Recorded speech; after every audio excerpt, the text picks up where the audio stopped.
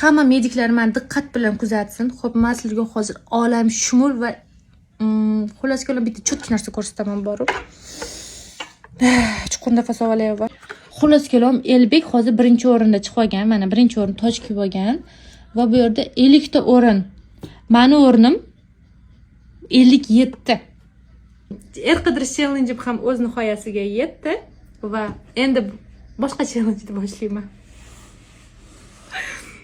Qo'rqmang, bu boshqacha challenge emas. Bu Medstone programmasida USMLga tayyorgarlik challenge. Ana bu bola bilan nima bo'lganini esa video so'ngida aytib o'taman. Albatta. Videoni oxirigacha ko'ring.